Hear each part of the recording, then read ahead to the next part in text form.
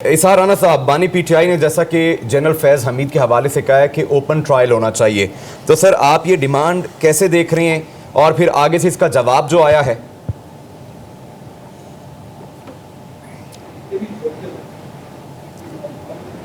اسحار صاحب سن پا رہے ہیں؟ جی میں نے آپ کا آدھا سوال سنا ہے، لیکن وہ کہتے ہیں نا آدھے خط میں پوری ملاقات ہو جاتی ہے، تو میں آپ کے آدھے سوال سے ہی پورا سوال جی سر۔ اندازے سے سمجھ گیا ہوں۔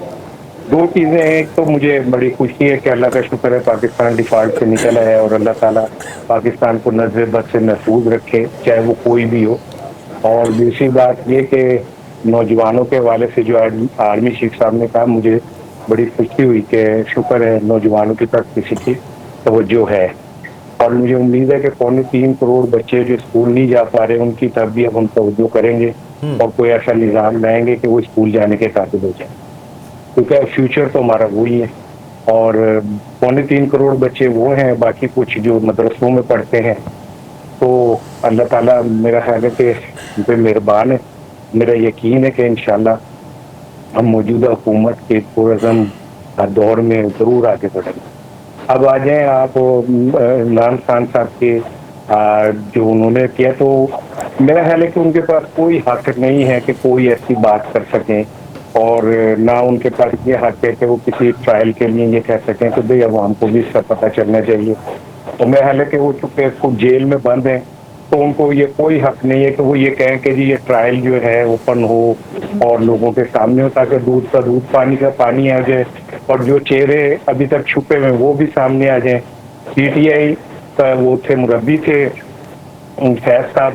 تو پی ٹی آئی بھی ننگی ہونی چاہیے، اور جن لوگوں نے جنرل فیض اور باجوہ صاحب سے مل کے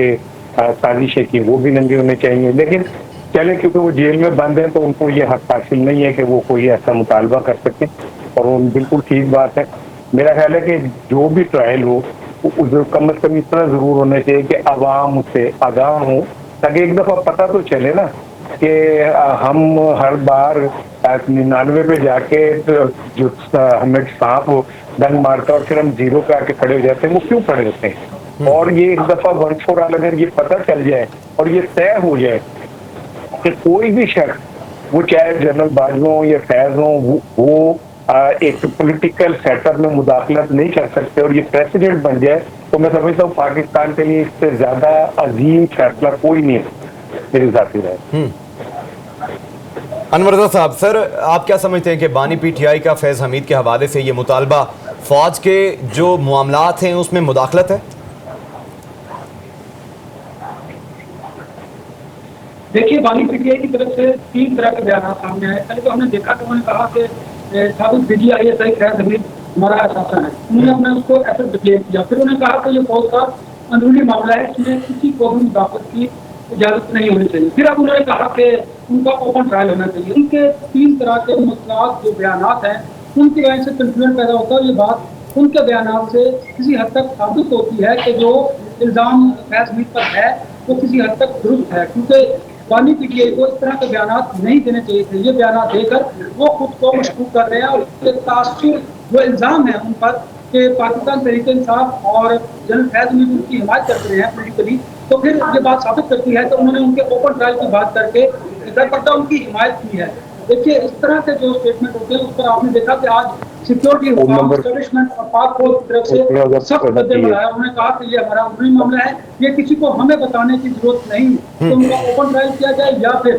ان کا ٹرائل کیسے کیا جانا چاہیے۔ اب یہ فیصلہ ان کا ہے، آرمی چیف کا ہے کہ انہوں نے ان کا اوپن ٹرائل کرنا ہے، یا ان کا فیصلہ انہوں نے کرنا ہے کہ ان کا ٹرائل کس طرح کیا جائے۔ دیکھیے، بانی پی ٹی آئی کو اس طرح کے اسٹیٹمنٹ دے کر خود کو مشکوک کرنا نہیں چاہیے تھا۔ انفارچونیٹلی انہوں نے اپنے 3 طرح کے بیانات دے کر یہ ثابت کیا کہ پولیٹیکل جو مداخلت تھی وہ ہوئی ہے، اور اس مداخلت میں کسی نہ کسی حد تک سابق D G I S I کا ہاتھ بھی ہے۔ اب آگے جا کر پتہ چلے گا کہ یہ ان کے بیانات کو کس طرح دیا جاتا ہے اور ان کا ٹرائل کیسے کیا جاتا ہے، لیکن اس سے ایک نئی ڈبیٹ شروع ہو چکی ہے، اور جو ان پر الزام تھا وہ الزام اب کسی حد تک درست ثابت ہوتا دکھائی دے رہا ہے۔ اس سے ان کے اس طرح کے بیانات سے جو اسٹیبلشمنٹ اور پاک فوج ہے ان کا جو الزام ہے، اور جو وہ یہ الزام عائد کرتے ہیں کہ بانی پی ٹی آئی جو سیاسی مداخلت تھی D G I S I سابق D G I S I کی طرف سے، وہ کسی نہ کسی حد تک درست ہے۔ اس سے میں سمجھتا ہوں کہ پاکستان تحریک انصاف کو نقصان پہنچا ہے. بانی پی ٹی آئی کے اس طرح کے بیانات ان کے لیے مزید مشکلات پیدا کر سکتے ہیں.